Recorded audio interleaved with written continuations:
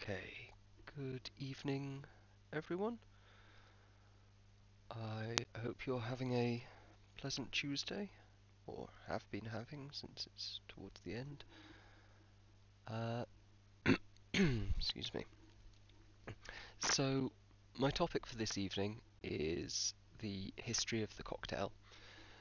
I figured that I would have a somewhat more upbeat or light sort of stream today, seeing as how, I've done a bit of COVID stuff and I'm planning on doing some kind of existential risk and all that kind of scary kind of thing. So, talking about mixed drinks is a little bit more kind of relaxed, and it happens to be an area of my interest. Now, eventually in this stream, I hope to make it a regular thing to have me mixing up a cocktail on screen and showing you some techniques and whatnot. But for the time being, I'll just speak a little bit about the history um, until I manage to get a proper camera set up at my little home bar that is capable of adequately recording cocktail making. So, before we kind of dive right into it, I'll mention a few complications to studying the history of cocktails. Um, so, generally with history, obviously I'm no history expert, just to get it out of the cover that out of the gate. I think my main exposure to history is through horrible histories books when I was a kid, and through a uh, an elective course during my undergrad in which I studied the history of science, which did actually somewhat overlap with the history of cocktails, as I'm about to discuss. Um, but generally speaking, when we go back further, history becomes more shaky, and in the case of cocktails and mixed drinks and all those kind of related areas, that's especially true. Of course, this is unsurprising given that at the best of times, mixed drinks have been not the most prominent aspect of culture, and often they've been relegated to the underclasses, the undesirables, the proletariat, whatever, which means, of course, they don't get written about as much. So the actual evidence we have for what people drank and specifically what those recipes were and so forth is actually quite scant. Um, there, of course, are books and housekeeping manuals in which these things are discussed, though, as we shall see, they actually have it's only relatively recent that drinks have been really subject to the same kind of careful record keeping as food is. So medieval or Renaissance or Restoration sort of era cookbooks might have a recipe or two of drinks, but it wasn't really until the 19th century that drinks started being properly recorded. Uh, Also, another note on the kind of timelines. I'm going to be showing you a timeline on the screen here. This is my own creation, and the kind of date boundaries that I'll be using are my own creation. These aren't like widely accepted uh, defaults when it comes to how to name time periods of drink history or whatnot. Um, so don't kind of go taking my word for it. But I think I can make a reasonable case for these being sort of roughly sensible time periods. And perhaps more relevantly, there's only really one guy who sort of properly goes into cocktail history as far as I'm aware. There are no doubt some kind of professional historians who do work around the topic of food and drink and so forth, but as far as I'm aware, there's one main, at least vaguely popular author who is writing about this topic, and his work has substantially influenced the discussion I'm about to have, though any mistakes are, of course, my own. So this is David Wondrich. He has these two excellent books, Imbibe and Punch, which are about, well, Imbibe is the kind of, it's a cocktail history book, but particularly focused around Jerry Thomas, who was a pioneer in the bartending world in the 19th century. And Punch is covering the history of, unsurprisingly, Punch. Both very good books. I would highly recommend. They come with dozens of recipes of each class of drink, from some of the most ancient to some very modern twists. And yeah, they're very compellingly written. David Wondrich does a lot of really excellent stuff. And generally speaking, if you're looking for a historical cocktail recipe, um, if you see his name in the byline, because he writes a lot for, I think he's got some on Difford's Guide and GQ and a few other places. Uh, if you see his tagline, you know it's going to be both historically accurate and usually pretty tasty. He is quite the epicure. So my hat's off to him, and I would highly recommend going into his work if you're interested in delving deeper. But hopefully this talk will be somewhat interesting, and I do have a few odd little pieces where I've drawn from other sources, including a few primary sources. I've got a few of them here. I will get to those later. So, what is a cocktail? That's actually a more difficult to answer question than one initially might suspect. So, in the strictest definition, it is a mixture of spirits, water, bitters, and a sweetener. Now, pretty much these days that only describes the old-fashioned and a handful of other drinks. So when we say cocktail today, we clearly don't mean, or mostly don't mean, that original sense. However, we also probably don't mean any mixed drinks. Most people wouldn't say that sangria or a fruit punch is a cocktail, and some people wouldn't say that, say, a daiquiri or a sidecar, uh, drinks that technically fall under the category of sours, are cocktails.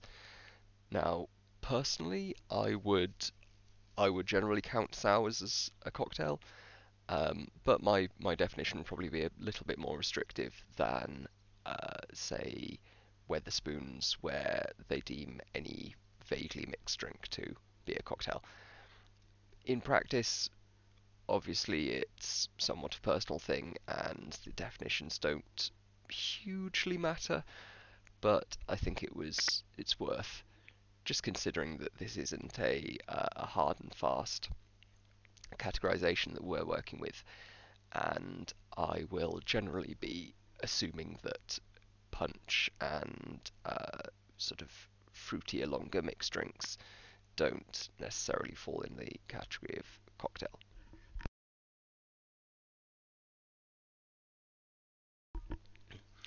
So, let us, with those little provisos in place, let us move on.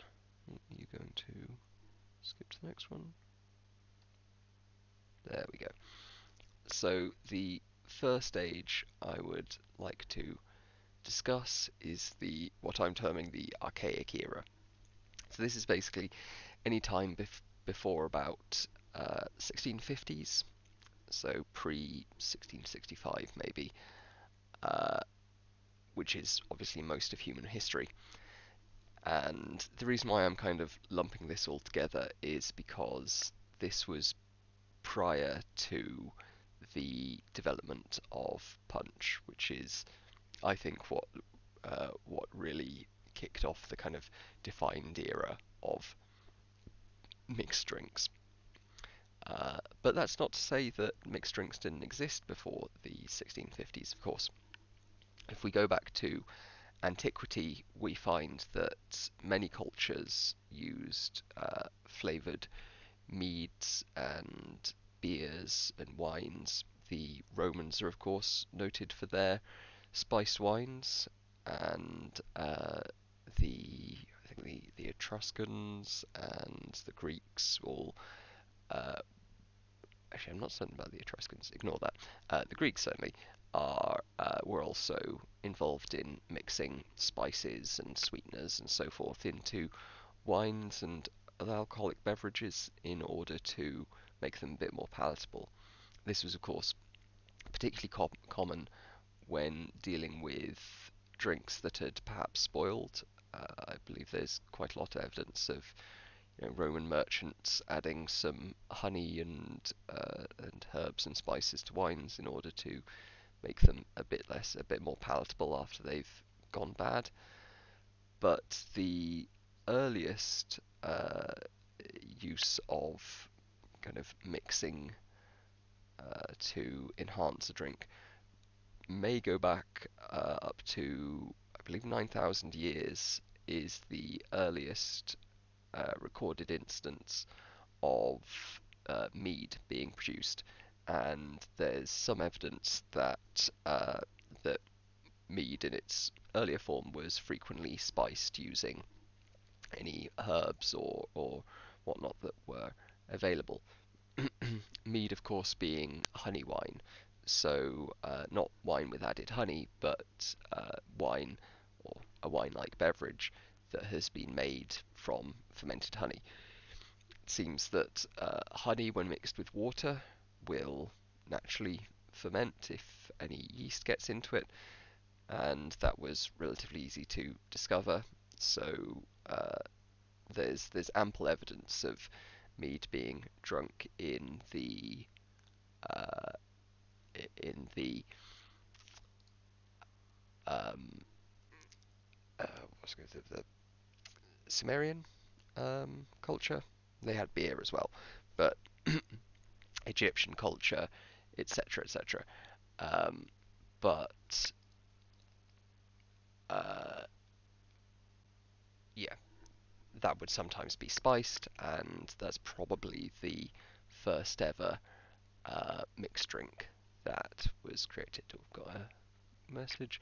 Um, no, haven't mentioned the Manhattan yet. Yeah, we are right at the beginning.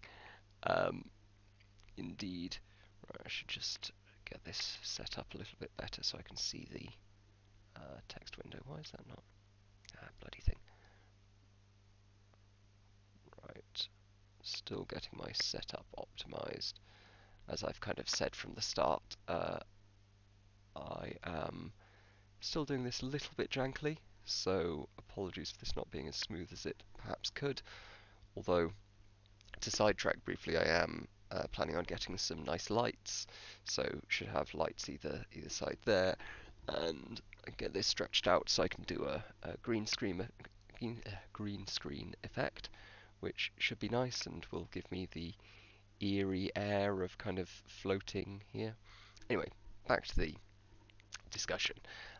No, indeed, we are some time off the Manhattan, uh, about ooh, uh, 300 years? Yeah, nearly 300 years, assuming we're around 1600. Uh, though, to some degree, we're way back in prehistory now. So, you had meads, beers, wines, all of which were being flavoured and being messed around with, and would have herbs and spices and so on and so forth mixed in with them, and would be maybe watered down for a hot day and so forth. But to really get into what we mean by kind of modern mixed drinks, one of the predicates would be distilled beverages, spirits. And true distillation probably dates back about to ninth century, uh, and it was discovered in Arabia. Now, prior to that, there were, I believe, the Indian subcontinent and uh, I think again the Greeks had it in limited forms, and I believe the Chinese did. But several cultures did have some form of distillation prior to this, but the first kind of use of a proper, like a still, a column to properly heat up a alcoholic beverage and thereby increase the potency, the concentration of it, was in the ninth century. However, it took several hundred years for the technology to spread, and initially it was very much restricted to alchemists who would use distillation to produce tinctures and reductions, essential oils, so forth. It wasn't really until the mid 14th century, the 1300s, that Europe started to get widespread uh, availability of spirituous beverages. And in England, that dates back to around 1355, which is the first recorded date when a group of Benedictine monks in Durham uh, managed to acquire and still and start producing uh, spirits for the use in like fortified beverages and you know healing kind of potions. And this is something that initially was very prominent in distilling and in the enjoyment and use of distilled beverages, was that these were generally meant to be medicine, and though pretty soon they were drunk for pleasure, the initial intended purpose of these was all to lots of macerated herbs and spices and so forth that were supposed to give rise to a healing effect. And of course, the booze would make you feel maybe a bit better, so it worked.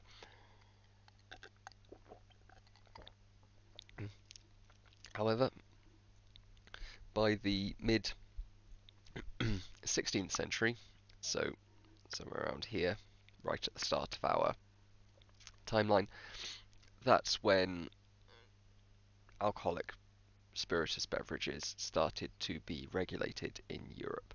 The first laws being applied in, I've missed the name of the town, but in Germany, uh, or one of the pre-Germany Germanic states. And by the start of the 17th century, so the uh, early 1600s, that's when spirit-based drinks really started taking off. So uh, that's when we see the spread of Brandewine, which was German burned wine, Brande meaning burnt, branded, uh, Wein meaning wine, of course, and that's where we get the term brandy from.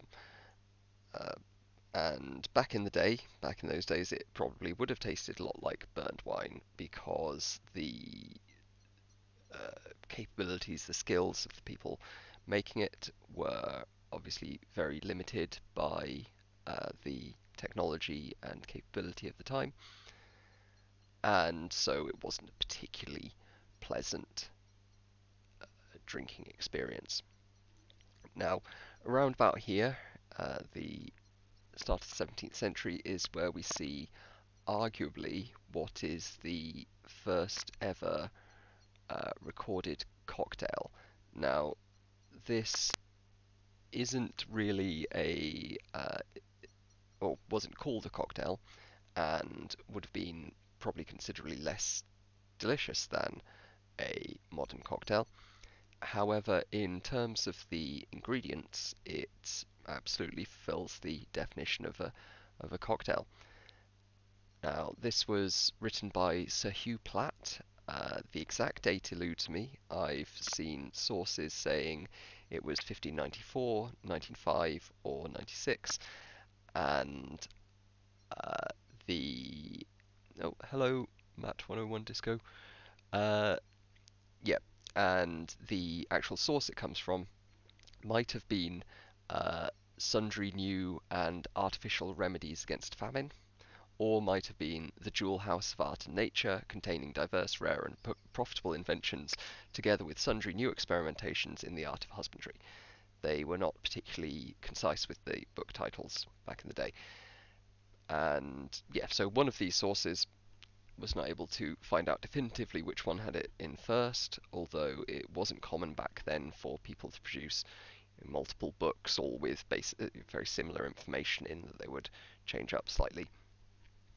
Um, but either way, the receipt, the recipe, describes itself as being a speedy or present drink which travellers may make for themselves ex tempore when they are distressed for want of good beer and ale at their inn.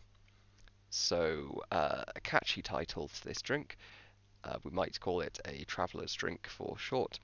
And the recipe commands that you combine water, aqua composita, which was a early uh, distilled spirit that was anise flavored, and some sugar and rosemary. So it has the four ingredients that by which we would define a cocktail: water, spirit, sugar or sweetener, and some kind of sort of spice or whatnot. These days we would use bitters, but it's a pretty good approximation of a cocktail. Though of course, almost nobody would have been able to acquire this with ice in it, so it probably wouldn't have been nearly as good. Uh, though I do have, has it gotten to, a rather interesting book on the topic of, here we go, uh, ancient, or it includes Rebellious Spirits by Ruth Ball. Very good book on the topic of illicit uh, booze in Britain, and it does have, so these are kind of pre pre cocktail drinks. Here we go. It does have a modern recipe, so you might try combining a sprig of fresh rosemary, 100 milliliters of water, 2 teaspoons of sugar, and 50 milliliters of.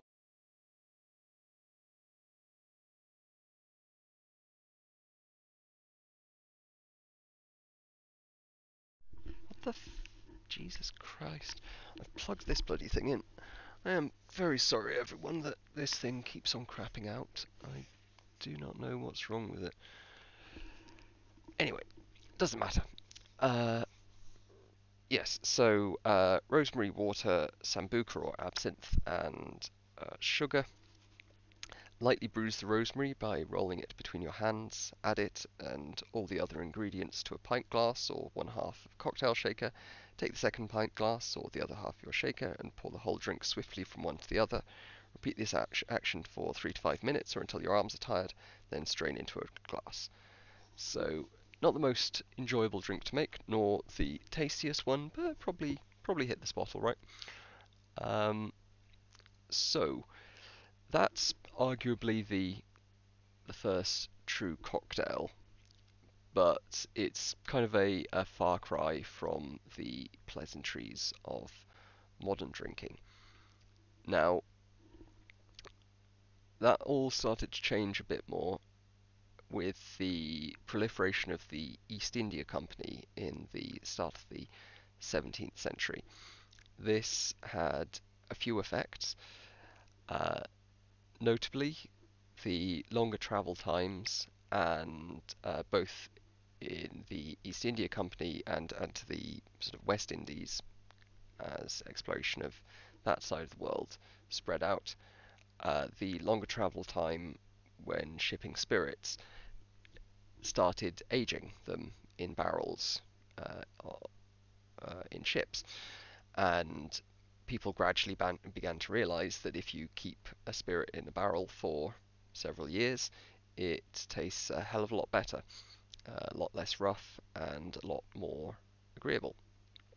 Um, in addition, the availability of various excuse me, of various uh, new sweeteners, citrus, spices, etc., gave rise to a lot of experimentation with different options for more pleasant drinking.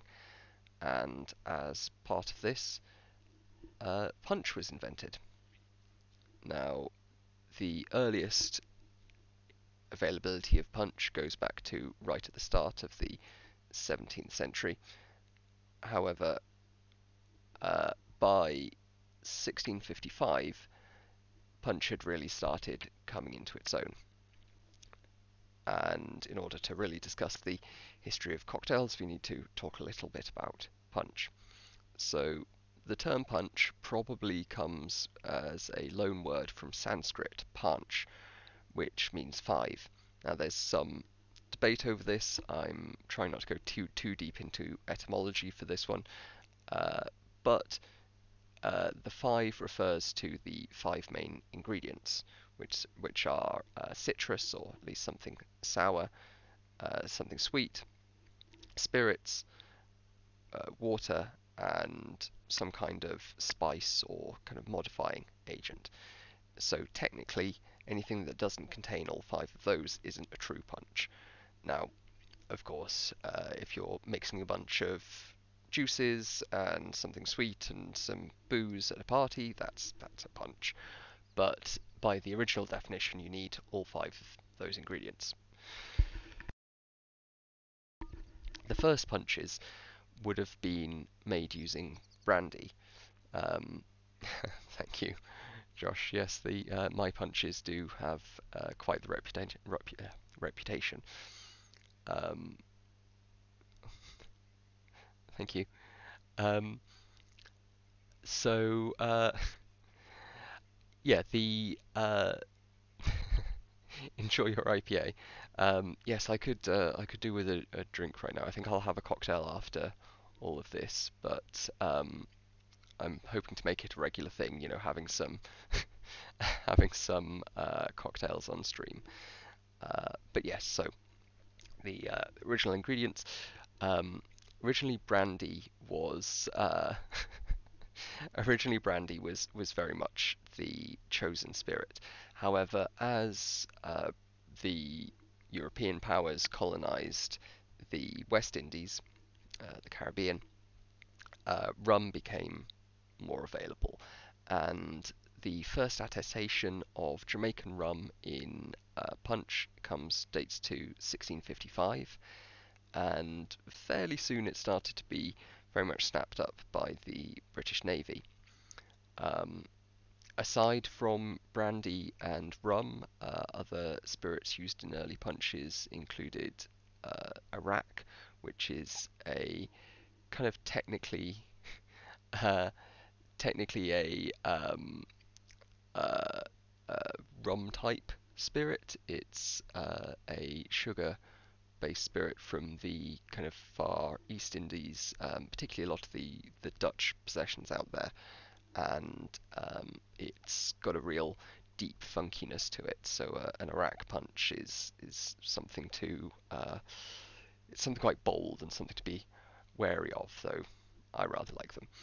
Uh, so the an easy way to remember these core ingredients is Barbadian, a uh, a rhyme from Barbados, that advises for a good punch you must mix one of sour, two of sweet, three of strong, and four of weak, plus with a little spice on top. So the sour being lime juice typically, the sweet being sugar, strong being rum, Barbados rum of course, and weak being water or later on in the period ice. Now, of course, we have to remember that ice was not a standard feature of punches. And even in punch houses that sprung up in the mid to late 17th century, uh, the availability of ice was extremely, extremely limited. Only the very richest people would have access to it. Um, Nevertheless, a bowl of punch became very much a status drink, and a single sharing bowl for 3 or 4 persons could cost well over a week's wages for the sort of typical London resident. And of course, that was someone living, generally speaking, a fair bit wealthier than the residents of the rest of England at the time.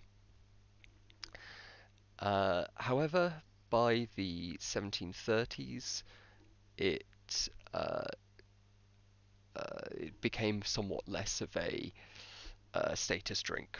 Gradually got cheaper as citrus became a bit more available, and things like vinegar were used to provide the sour instead of proper lemons. And particularly as gin became more available in the sort of among the lower classes, and indeed allowing the upper classes to get wasted on punch more frequently, because at the kind of prices that were being charged for bowls in the late 17th century, there were many young gentlemen who went completely bust as a result of spending too many a night at the punch houses. Uh, it was kind of the equivalent of bottle service at a club today. You know, it was a good way to flash your cash, but also a good way to lose a lot of it. Uh, so this picture is by William Hogarth, dating to 1732, entitled "A Midnight Modern Conversation." And indeed, hence gin alley. Yes, by the kind of 18th century, gin was, you know, mother's ruin, and was very popular among the underclasses, and being treated uh, like any drug problem today. Indeed, with the same kind of hypocrisy, gin got very high taxes once it started being a preferred inebriant of the lower classes, which resulted in some angry parliamentarians who made sure that proper punch, you know, brandy or rum or these more expensive spirits, weren't subject to the same taxes, and also resulted in prohibition-like responses of poor quality bathtub gin being made, much of which were quite poisonous and poorly distilled, you know, too much methanol in there causing blindness and all kinds of unpleasantries. So this became a real problem, um, and this kind of divide between rich and poor was somewhat of an issue. Though fortunately everyone managed to get drunk, so you know it wasn't the end of the world. However, in the colonies over in America, uh, there was never quite the same social divide between the sort of the rum and brandy drinkers and the gin drinkers, not least because citrus was more widely available, them being, you know, a mere hundreds or thousand or so miles from the Caribbean and Florida and other places where citrus grew, rather than being many thousands of miles across the Atlantic. But also closer to the origins of rum, and at various points not affected by the excise taxes that were placed on brandy throughout the UK's various scufflings with France and the continent in general. There were lots of times when spirits were relatively shut off from the UK, uh, which at the time was kind of the preeminent drinking capital of the world, and this allowed much more continuous provision of resources to the colonies. Indeed, it was quite a popular electioneering tool at the time. Any candidate who wasn't willing to shell out for some punch for their supporters was going to have a bad time. Notably, in 1757, when George Washington was running for the Virginia House of Burgesses, um, important people. I guess I'm pretty sure it's like their kind of House of Representatives when it was still a colony. Uh, uh, is the Virginia still Burgesses? Uh, let's have a quick look because I haven't actually looked into what this is. Uh, okay, yeah, Virginia General Assembly. Oh yeah. Oh right, no. So it was succeeded by the Virginia House of Delegates in 1776. Though you can go see their original chambers and oh no, that's reconstructed chambers. Anyway, anyway, he was running for election to the kind of House of Representatives equivalent in the colony of Virginia, and in 1757 he refused to provide the customary free drinks to his electorate because he had a falling out with the local tippling housekeepers, i.e., the bar owners. Um, I see what you mean, Josh. Yeah, yeah. The UK is still one of the capitals of the world for drinking. Not sure how proud we should be of that, but there you go. Um, but yeah, so Washington had a dust up with the local bar owners because they had been serving his soldiers, and all his soldiers had been getting shit faced, which he wasn't very happy about. But failure to provide free drinks through the local tippling housekeepers resulted in, or is believed by some to have resulted in him losing. Uh, the next year, he spent the princely sum of £36 on liquors, almost half of which was on punch, for the next election, and he won handily. So, obviously, post hoc ergo propter hoc, but uh, I like to think that Washington's political career was substantially boosted by a good spending on booze. And certainly that was, it wasn't, if anything, by refusing to do it initially, Washington was being unusually ethical. It's, by the standards of the time, paying for drinks was completely typical in the rotten boroughs of the UK and was very popular in the US. Right through to I think the start of the 20th century, it was still reasonably popular. Although, don't quote me on that. I'm not reading from notes there. I'm just vaguely recalling.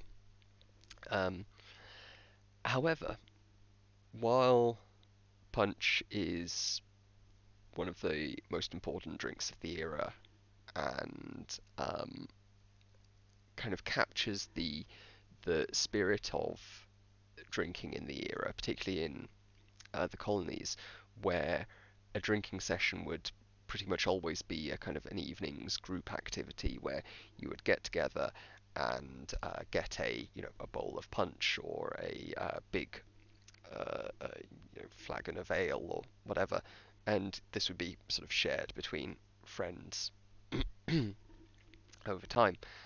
But we must not forget the more individually served or not quite so exciting drinks of the time. Uh, these include nogs, so eggnog at the time was quite a popular drink and was particularly seen as a nourishing drink. This is something that one might have on a cold day just to pick one up a bit, because while drinking was an evening activity typically, uh, low key just like constantly drinking beer was very common, not least because clean water wasn't as widely available. So a nog might excuse me might consist of um, a beer with some egg in it, and some spices, or it might consist of some spirits with egg, spices, sugar, etc.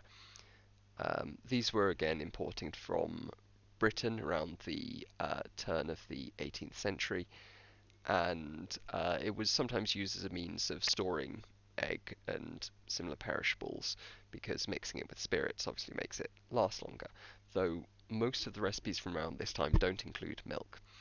Um, yes, indeed, this was all pre-sour. So the sour is a category of drink that I'll discuss in a little bit, but the the punch is kind of the ancestor to the sour here. Um, yeah, I'll talk about this a bit later, but um, so you still had nogs, which were common, and only got milk and cream and so forth as standard later on. Uh, but you also had things like slings, toddies, skins. So a sling was, well, all of these are sort of pre-cocktails. So these consist of a spirit, a sweetener, maybe a little spice or garnish or something like that, and some water. So a sling was just spirit, sweetener, water. A toddy was pretty much the same thing but hot, maybe with some nutmeg grated over the top. Um, and skins were pretty much the same thing, could be hot or cold, but with a twist of citrus peel, which would become more prominent in later cocktails. So I think this sort of formative era running up to the end of the 18th century is, in my mind, is characterized by the rise of various beverages that have a lot in common with the kind of true cocktails of the 19th century and beyond, but weren't quite there. They were still very much in their embryonic stages. Now, this all very much changes as we move to the classic era, which is characterized, in my mind, first of all by the increasing dominance of the Americas in terms of international drinking culture and the quality of the drinks, um, and also characterized by an explosion in variety of the drinks available. So around, what I would say it starts off this era around sort of late 1770s, is the shift of the julep from meaning a medicinal tonic, which it had for nearly 1,000 years before that. Prior to the 1770s, you can see julep or hulep or aulep or various variations being used across many cultures to denote a tonic, typically non-alcoholic, containing, some water, maybe some mashed uh, herbs and spices and so forth, drunk in order to benefit health. However, around about 1770, this was started shifting the use of the term to refer to boozy beverages that had a more of a restorative effect in terms of just making you feel a bit better because you're a little bit drunk. Um, and that later gives rise to the classic mint julep, um, that we all know and love today, which is, of course, lots of ice, bourbon. Typically, bourbon can be rum or rye or brandy, whatever you want, really. I wouldn't make it with gin. Uh, and a bunch of mint, something sweet, and just the main flavour comes from the mint leaves, the kind of aromatics of the mint leaves, um, which, of course, is is the kind of the spice, the bitters uh, that characterizes the cocktail, that sort of equivalent. So the term cocktail notably arises around this period, and as I mentioned earlier, one of the main troubles of sort of history of mixed drinks. Hello. Yeah. One of the main troubles is the fact that you uh, the language and the norms of the field were all shush, were all worked out outside of the written word, outside of sort of educated people, which meant that all of these recipes and all of these usages stayed amongst the stayed amongst the people rather than being written down by kind of societal elites, which of course leads to a lot of missing of the nuance of the actual use of terms at the time. But the term cocktail can first be, without getting without getting too deep into the etymology of it, the term cocktail can be unambiguously traced back to the Balance and Columbian Repository, a political newspaper of the early 19th century, and their May 1806 issue, in which the author, the editor of the newspaper, uh, says, I swear I had this written down properly, but I'll just read it from there. As I make a point never to publish anything under my editorial head but what I can explain, I shall not hesitate to gratify the curiosity of my inquisitive correspondent. Cocktail, then, is a stimulating liquor, composed of spirits of any kind, sugar, water, and bitters. It is vulgarly called bittered sling, and is supposed to be an excellent electioneering potion, inasmuch as it renders the heart stout and bold, and at the same time it fuddles the head. It is said also to be a great use to a Democratic candidate, because a person having swallowed a glass of it is ready to swallow anything else.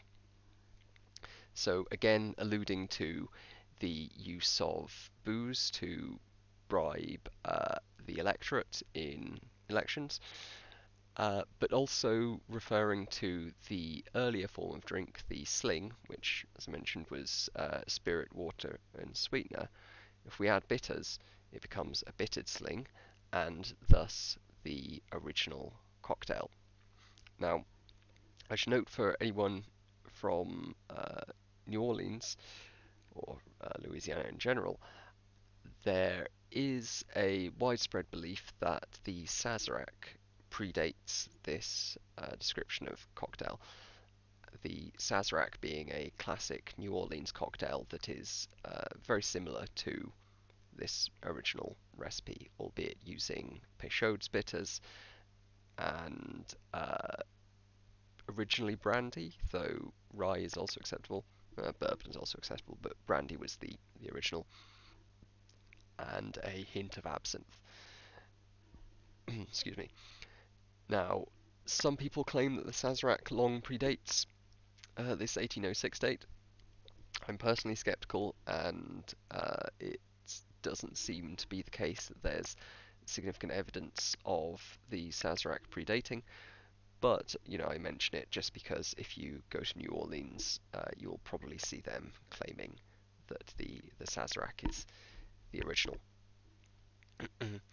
So, anyway, this original cocktail recipe, as noted in the Balance and Columbian Repository, could use any spirit. Uh, Brandy or Holland gin were initially popular. Holland gin being also known as Jenever or Dutch gin, whatever. It's quite distinct from a say London Dry or Plymouth sort of style gin. I would personally not want to make an old-fashioned or a cocktail with typical gin, but with Geneva, Holland gin, it goes quite well. And the reason why this was more popular at the time is most of this development was going on around the uh, no, no, um, no, the sort of cocktail etymology is probably not true. Though there is a lot of debate over it. So I'm kind of skipping over a lot of etymological debate here. Um, and of course, while this newspaper article covers or is the first attested use of it, it's almost certainly not the first place it was derived, not least because the editor is explaining something to a reader. The term must have been uncommon enough that the reader wouldn't have heard of it, but common enough that the editor and other people would have seen it. Um, so yeah, the uh,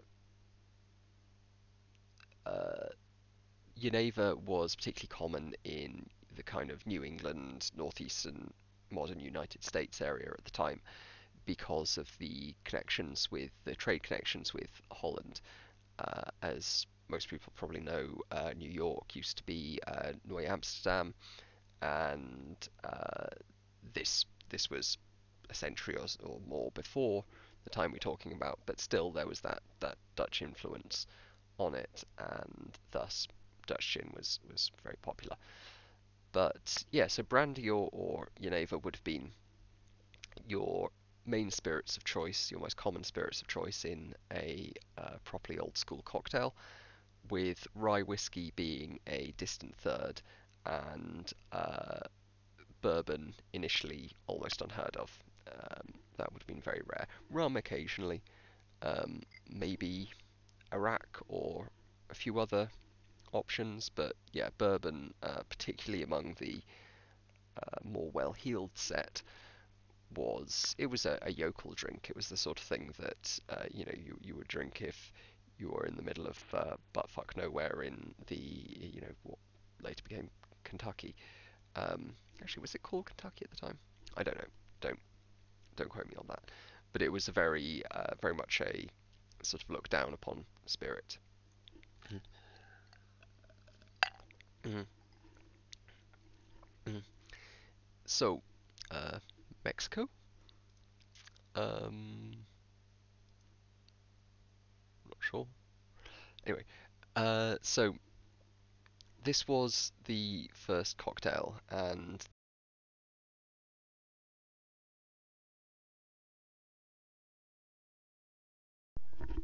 I honestly don't know what's going on with my bloody headset. It keeps turning itself off, despite the fact that it's definitely plugged in. Sorry about this, everyone. I need to fix this. Anyway, right. So yes, the original cocktail would often have been served warm, and usually would have been served at room temperature, which is not great, or at least not great by the modern palate. However, this all started to change thanks to a guy called Frederick Tudor, whom you might have heard of. Starting in 1806, around about the same time when the cocktail was kind of coming to prominence, in his 20s, he came up with this business idea of buying a modest size trading ship and filling it up with packing it with sawdust and filling up with huge blocks of ice taken from a New England pond, and then shipping it down to the Caribbean in order to provide nice, cool ice for people on a hot day. And this took off, and by the mid to late 1820s, his ice business was gaining serious ground. He became known as the Ice King of Boston. and people started realizing that ice is really, really good in cocktails and makes them a lot more pleasing to drink. And this gave rise to the invention of new categories of mixed drink like cobblers and frappés, both of which are critically dependent on ice. So in the 1830s, the sherry cobbler started becoming common, which is basically you mix some sherry, maybe a bit of fruit or sweetener or whatever, and a bunch of ice. And frappes are where you take shaved or pulverized ice, and much like a Slurpee or slushy or God, I've forgotten the British equivalent, slush puppy. Vaguely similar idea. You mix that with something sweet and with some booze, and then you've got a nice, tasty, sort of slushy, delicious thing. And yeah, the proliferation of ice to the general public so that it was able to be used by all kinds of businesses. It could be used to store foods and keep drinks tastier for longer, gave rise to a big, very rapid development, rapid for the time, uh, over the course of the coming decades of what it meant to be a mixed drink and to enjoy mixed drinks. Now, I'd like to point out a particular book at the time from 1827, Oxford Nightcaps. This is the 1860 or 1871 edition I'm holding, but the obviously not an original, just a shitty reprint. Though at some point I would love to get an original. Here is a photo of the original from 1827.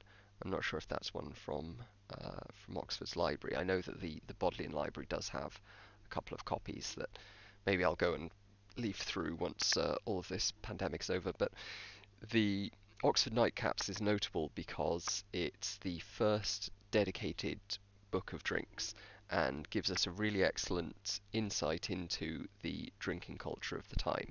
And because it was updated several times throughout the 19th century, it gives us a very good insight into how that culture in the UK changed.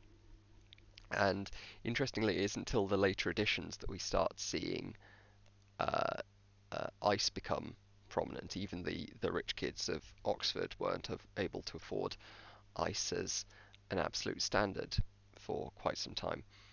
Uh, but across the pond in the US, Frederick Tudor was making it much more widely available. So by this point, the in many ways the quality of the American drink, certainly the quality of drinks available to an average kind of middle class person, well, the middle class really expanded at the time. Anyway, the typical person, a typical worker, was far and above that would be typically obtainable in Britain. Sorry, my cat's making weird noises. Um, and then throughout the mid 19th century, we see a shift in the cocktail away from just being, you know, spirits, sugar, water, bitters, into much more of a broad variety. Um, and we start seeing kind of outgrowths of other drink types. So by the 1850s, the variety of options of what is a cocktail had shifted, and if you went into a half decent stocked saloon and asked for a cocktail, there would have been a bit of a back and forth discussing what you actually wanted exactly. So you might want a brandy cocktail on the rocks with a twist, or you might want a gin cocktail with a little shot of liqueur or whatever. And so by the late 1850s, a cocktail had become more of a category to refer to a wide variety of short iced alcoholic drinks. And you still have these alongside other mixed drinks, other kind of adjacent drinks like frappes, cobblers, toddies, skins, nogs. All of these things were still around, but the cocktail was the real exploding category in the field. And notably around 1850, we see the first introduction of juice into, or first kind of standard introduction of juice into things that would have been thought of as cocktails. Most notably the cruster, which I won't go into too much detail about it now, but basically you sugar the rim of a glass and you mix up a pretty simple kind of brandy cocktail. So you know, some bitters, some ice, brandy, of course, and a little bit of sugar. But you put in a couple of teaspoons of lemon juice and give it a stir.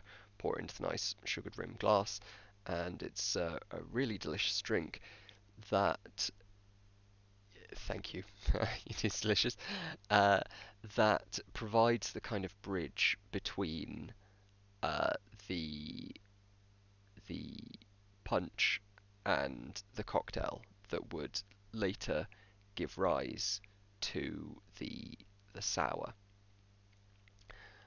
Uh, and it's about this time that we start moving into what is often thought of as the golden age of cocktails. So this particularly comes with the publication of, in 1862, of Jerry Thomas's Bartender's Guide. This is again not the uh, not the original here. Um, the Cruster is the name of the drink. Crusta. Highly recommended. But yeah, Jerry Thomas's Bartender's Guide. Oh, this is actually both of these, the 1862 reprint. I thought it was maybe it's 1861. Anyway, round about 1860. Um, the Jerry Thomas's Guide was published by a bartender who had worked across the United States, called, unsurprisingly, Jerry Thomas. And it was the first book that really brought together a good comprehensive overview of the field of bartending, including not only recipes for, or receipts for, all of these different drinks, um, including more than 200, but it included a lot of discussion of kind of how to run a bar, what tools you'd need, the techniques, these things that really hadn't been properly delved into before. Prior to this, if you'd gotten something like Oxford Nightcaps or one of the you know, housekeeping uh, housekeeping guides of the time, a lot of the techniques would have been kind of assumed because, you know, a bartender would be making a drink, making a book for other bartenders. But Jerry Thomas really went into a lot of detail about things that we just hadn't had really written down before because this was all oral history prior to that. And again, his book provides because it was updated in multiple editions, it provides a useful overview of the kind of landscape of cocktails at the time. And there are a few strands that I'm going to try to separate out a little bit. So first of all, you've got the evolutions of the cocktail, the classic cocktail that was just the four key ingredients. Um, and so by now, by the kind of 1870s, 1880s, if you went into a bar and ordered a cocktail, there would be this back and forth, like I say, about, you know, what spirit do you want, what sweeteners do you want, an improved cocktail, do you want a fancy cocktail, do you want an evolved cocktail, and these are all the categories that had evolved. to augment the by now aging original cocktail. So an improved cocktail would be maybe one with a little dash of liqueur to change the flavor profile. There were champagne cocktails, so instead of your spirit, bitters, sugar, and water, you'd have spirit, bitters, sugar, and champagne. Excellent mix. They can be hard to get just right, but if you make a good champagne cocktail, oh, it's a beautiful thing. Uh, so by now, a cocktail was more of a category than an individual drink.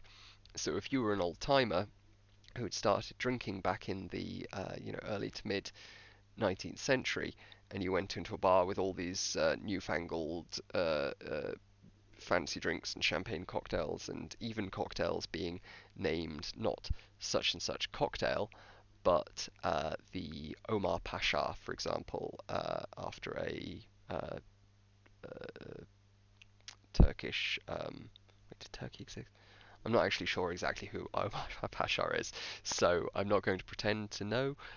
But a cocktail was named after him in the I think 1870s, which is the first um, identified example we have of a drink, specifically a drink in the cocktail category, being named not after like what it contains or its ingredients or its flavor profile, but just being named a completely random sort of unconnected thing. Now, of course, that's standard these days. You have, slippery nipples and drinks named after places and people and all kinds of things. You know, the Ward 8 and the Manhattan, of course, and all these different drinks. Uh, but back then, this was completely novel. Um, uh, Completely novel to name it after something that wasn't kind of related. So if you're an old timer going into a bar at that time, then you would have been thoroughly confused. Um, yes, we do need more champagne cocktails. It's been a while since I've since I've had one. Uh, so what's the what's the answer there? Well, you ask for a cocktail in the old-fashioned style, which gets pretty quickly truncated to I would like an old fashioned, and that's where we get the name from. So when you order an old fashioned, at least in most places, what you're getting is pretty much just a cocktail from 100 years ago or so, 150 years ago or whatever. Um, and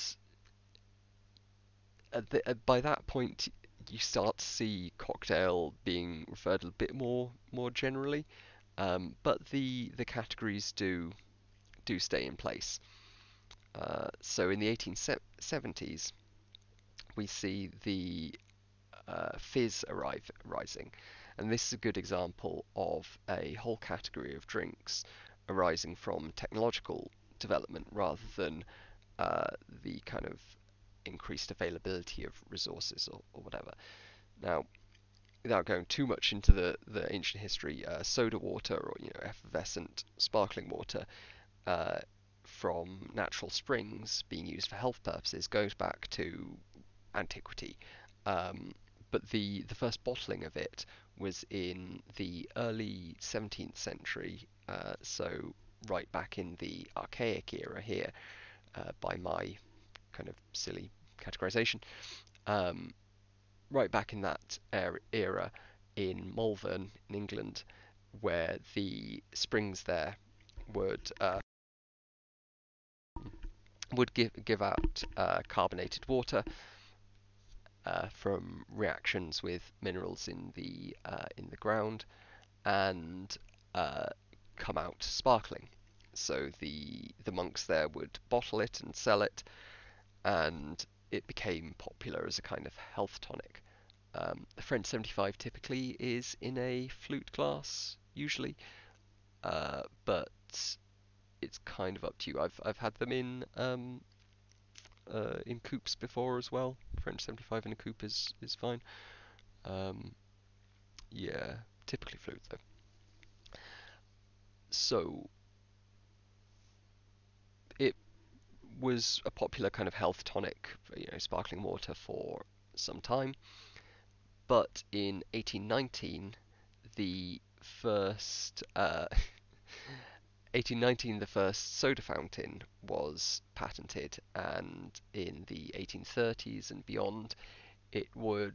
Oh yes, I should do a little lecture on glass types and such at some point.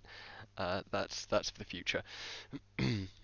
But yeah, so by the 1830s, 1840s, soda fountains were starting to become a bit more common, and with the development of the soda siphon, which would provide basically those classic glass bottles. You see them in like Bugs Bunny cartoons when he's shooting someone in the face. I'll just bring an image of one up. So the soda siphon was developed, and that made it a lot easier to sort of portably transport sparkling water. So you had, here we go.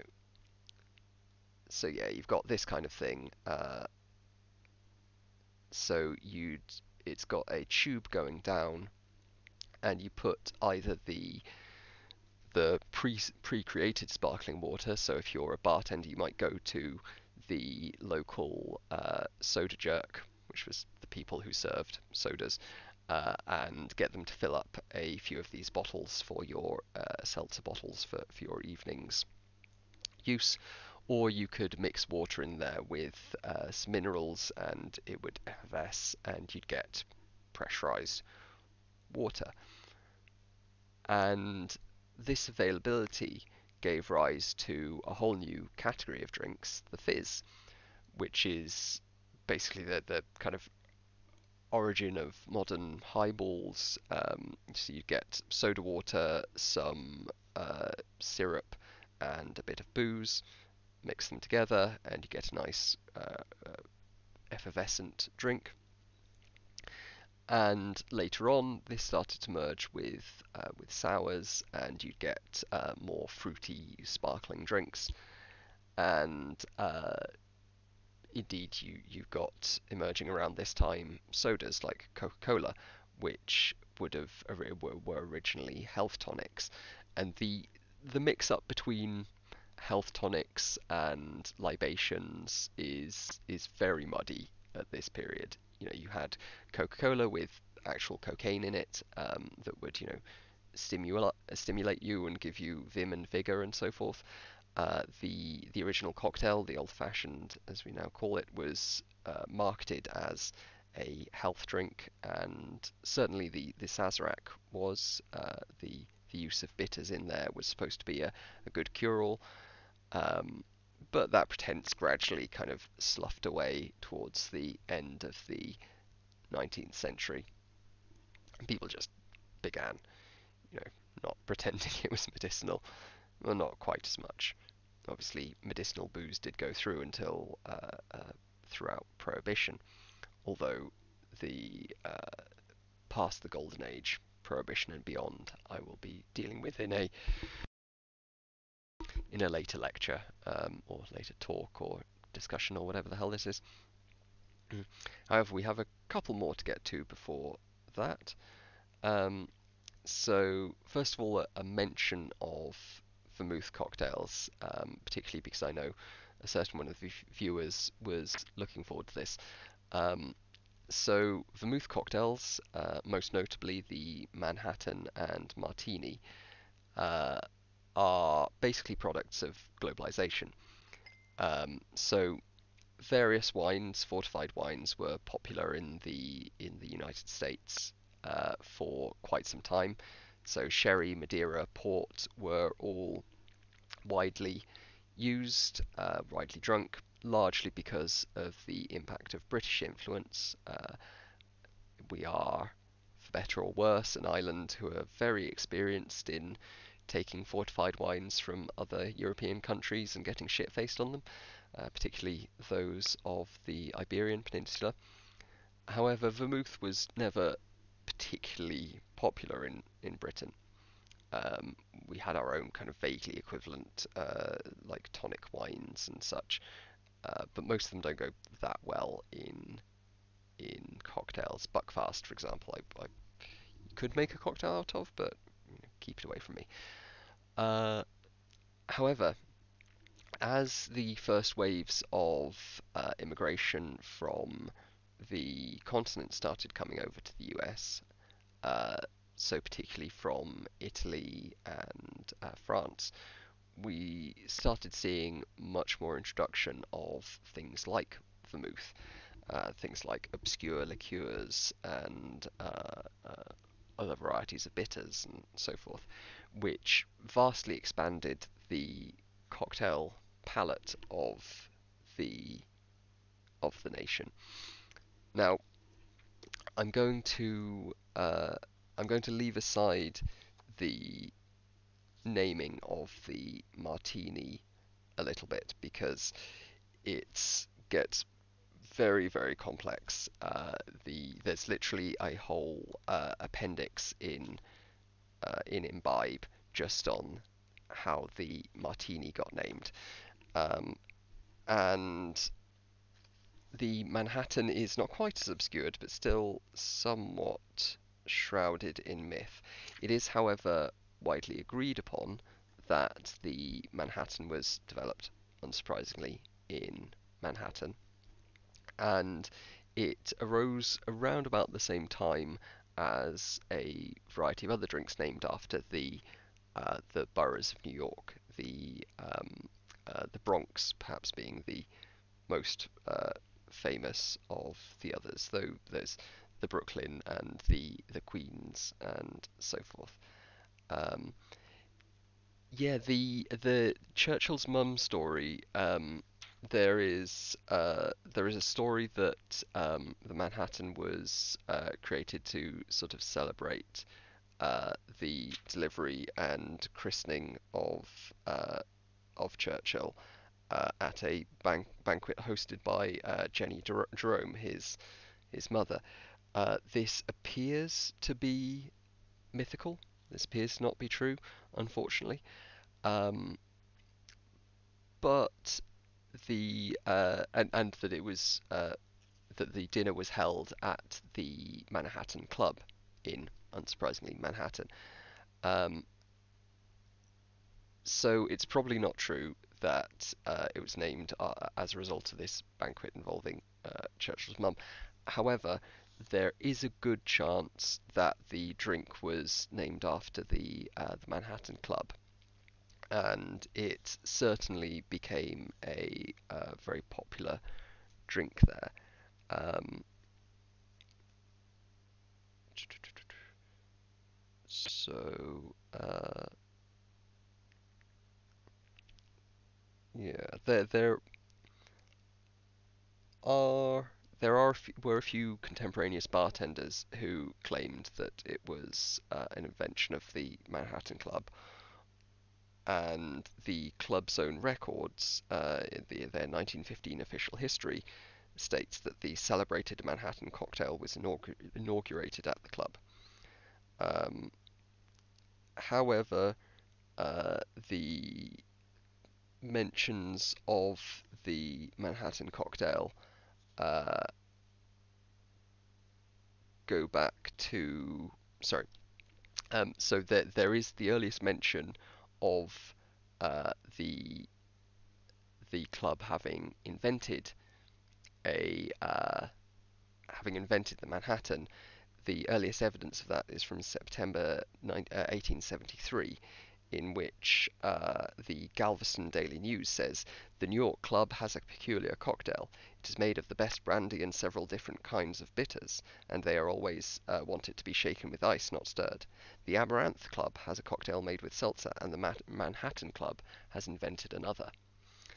Now, it's ambiguous as to whether that is the Manhattan cocktail or just a cocktail that was popular at the Manhattan Club.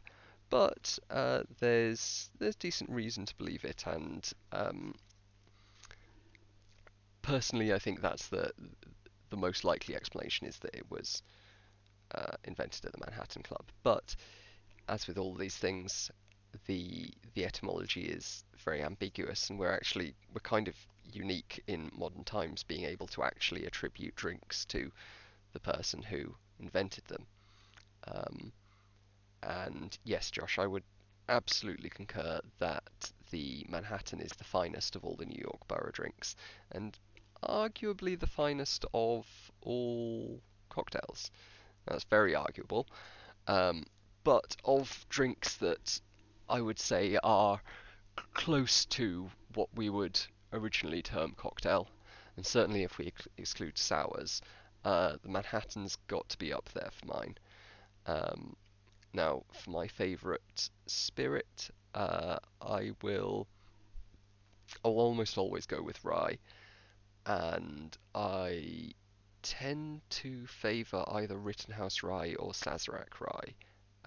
Rittenhouse a little bit more punch to it. Sazerac rye is a little bit smoother. Um, as far as uh, as far as vermouth goes, um, I very much like Carpano Antica formula. That's certainly the most sophisticated deep vermouth to my palate. Although uh, Dolan makes, if you want just like a very kind of easy sipping Manhattan, Dolan's very good. It's a bit sort of lighter body. And as far as bitters goes, I tend to my typical Manhattan. I'll do like two short dashes of Angostura and a little quick one of orange bitters if I'm not also doing a twist on it. But yeah, you are very welcome, Josh. I'm glad that I'm glad that you liked both the first first one I made and subsequent ones. And no, I'm not going to hate on you. Uh, Bourbon makes a perfectly good Manhattan. You know, it's not my personal taste, but uh, you can stick like any American whiskey and sweet vermouth and bitters in there, and you'll make something nice. Um, but yeah, the Manhattan and sort of vermouth cocktails, I'll probably end up doing a bit of a deeper dive into. Not least because the origins of the martini are quite interesting, and I feel that to properly discuss the Manhattan, I should be drinking one while just chatting about it. Um, but with that little proviso that hopefully I'll come back to it at a later date. Uh, Before I kind of wrap this up, I'm going to discuss one last category of drink, and that is the sour. Now, the sour is it contains, I think, as a kind of category. Oh, right. Before we move on, yeah, the Martinez is great and is way better than the actual martini. Don't at me. Um, uh,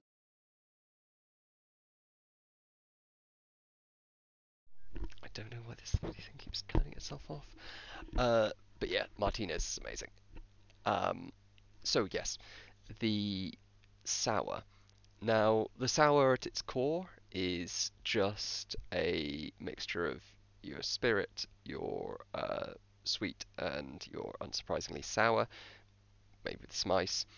Um, uh, and it's kind of ambiguous where this came from. So on the one hand, you've got the cruster, which was the cocktail having uh, having fruit juice added to it.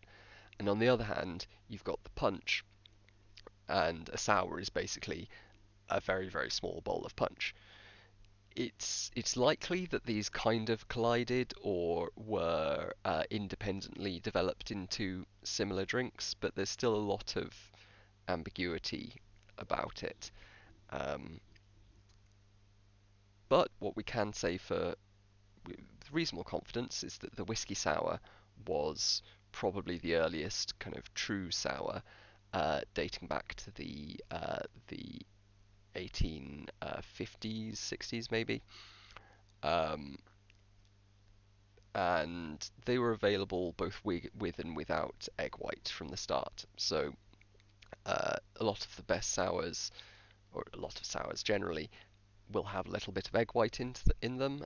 Whiskey sour with egg white is very nice. It gives it a lovely mouth feel, a lot of body and foam, like structure to it.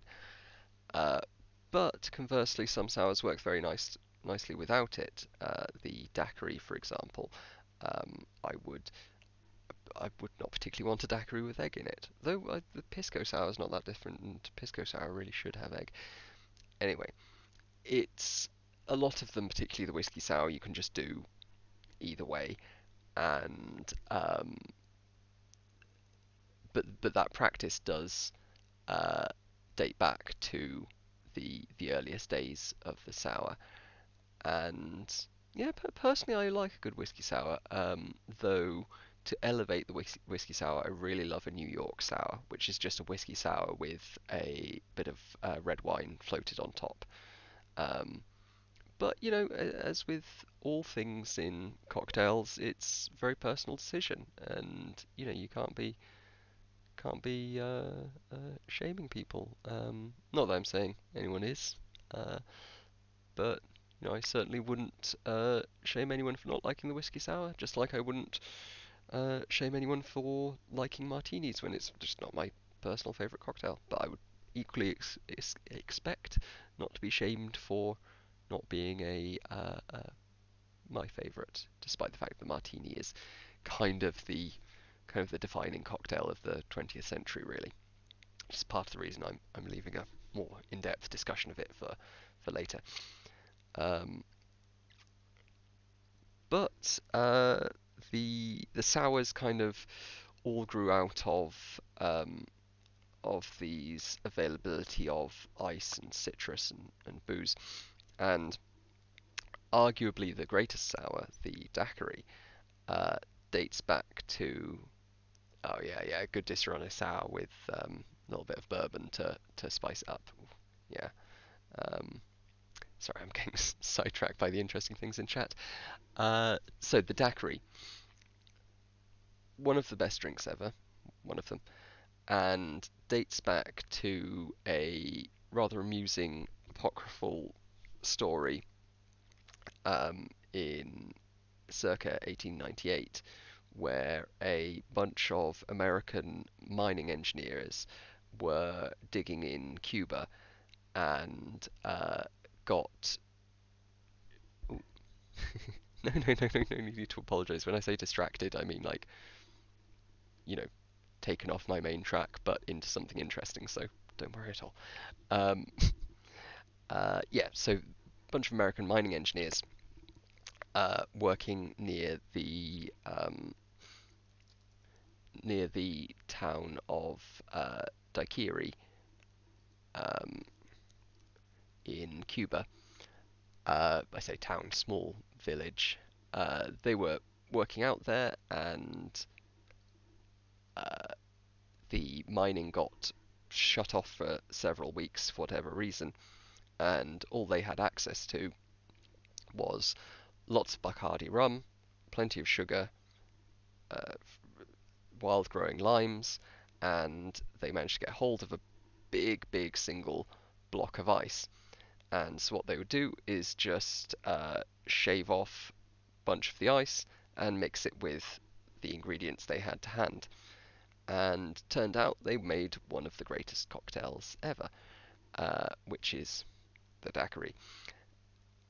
Now, the daiquiri, I think, exemplifies the way that ice was being played around with at the time, because a a modern daiquiri you'll typically either get straight up, so that's shaken with ice cubes and then strained into a cold glass, or you'll get the kind of slushy daiquiris that are, like a slushy slurpy machine, whatever, which is the kind of fine, granular kind of ice, both of which are good, don't get me wrong, but when you're really hot and need something to cool you down, the old school daiquiri with proper shaved ice is just the absolute paragon of refreshingness.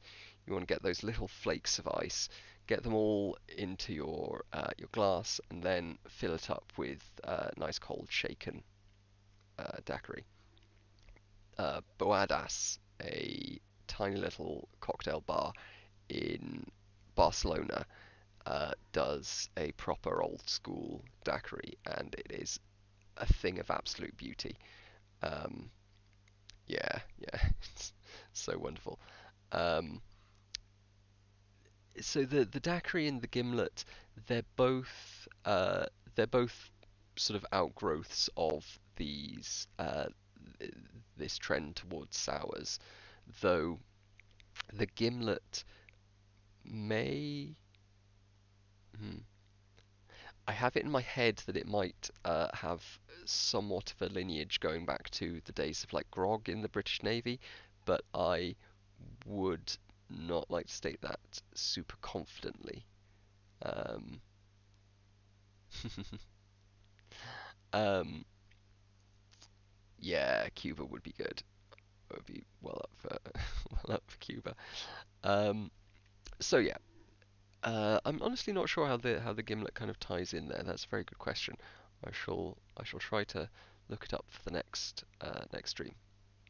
Um, but among the more well-known sours, you've got lots of excellent alternatives like the Jack Rose, the Ward 8, the Aviation, and again earlier, these are invent invented. Most of these are invented around about the turn of the 20th century, um, and just 40 years before, uh, almost every drink was just named, the improved cocktail, the raspberry flip, the you know, buttered sling, whatever. You'd have all of these cocktails named generally just the type of, when I say cocktails, all these mixed drinks named generally just the type of mixed drink they are, with some modifier to indicate uh, the the nature of the ingredients. But by the end of the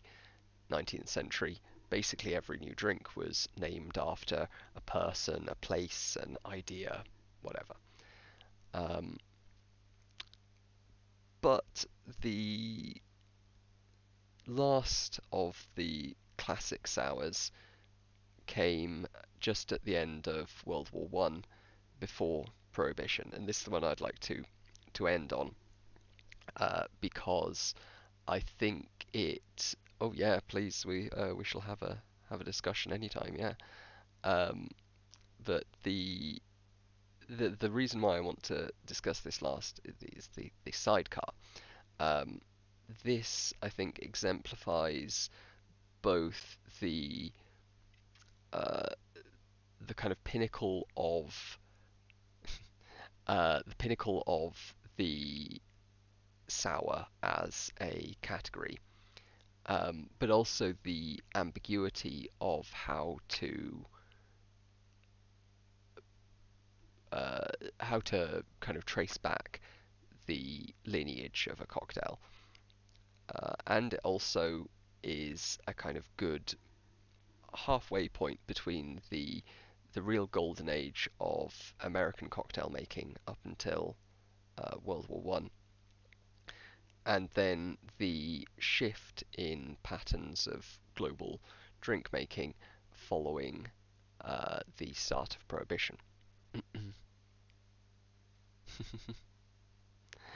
um, so the sidecar uh, is, like I say, dates to about 1918, and David A. Embry, in his 1948 book The Fine Art of Mixing Drinks, claims, along with a few other bartenders working in Paris at the time, that it was created at Harry's New York bar in Paris.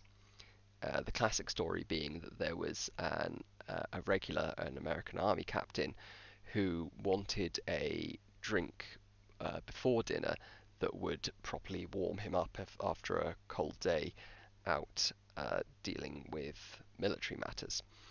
But obviously, before dinner, you can't be drinking cognac on its own because cognac is an after dinner drink. So the bartender, when he asked for a pre dinner warming drink, took the cognac and combined it with a little bit of a sour, some lemon juice, and a sweetener, an orange liqueur, in order to make this new drink. However, several bartenders, particularly ones working in London at the time, dispute this and argue that it was a just a normal variation on a sour, or perhaps a variation on the cruster, or perhaps a alternative to the daiquiri, substituting for ingredients they didn't have. Uh, and that it was created in London or a bar just outside of London, or it was created by a bartender who moved from London to Paris. And though David Embry wrote a very good book in the late 40s, he was a lawyer and a drinker and didn't have the greatest understanding of history and may well have left out some accounts. Now, this is a debate that continues to this very day among those who are interested in this sort of thing, and the truth is it'll probably never be unambiguously resolved. Uh, but there's some good stories in there, and however it was created, whoever created it, the fact remains that the sidecar is still a really fucking good drink, and arguably the last true classic of the golden era of cocktails. So I think I'm going to leave it there. Uh, I was originally intending the reason why I've got this whole timeline was that I was originally intending to do this all in one go, but then I realised that a discussion of 20th century cocktails, if I was to at all touch upon the tiki trends or go into the reasons for the Dark Ages kind of or the decline of cocktails post World War II, um, that would just end up taking far too long. I'm already at more than an hour and a half here of me just rambling about drinks. So yeah, I will absolutely be doing a second one of these, delving into the more modern history of cocktails, and I hope everyone's enjoyed. Josh, I'm guessing you've enjoyed particularly. Uh, but yeah, and next time I will also have at least drink a cocktail on stream, um, and hopefully going forward I'll be able to do a bit of um, cocktail making on stream. I still need to kind of get the do the lighting properly and blah blah blah. But uh, eventually I will definitely be making some drinks on screen. Though I would also plug How to Drink YouTube channel. So part of the thing that's kind of holding me up with making cocktails on stream is that this guy who makes How to Drink does such a fantastic job of the photographic, the drink porn kind of aspect of it.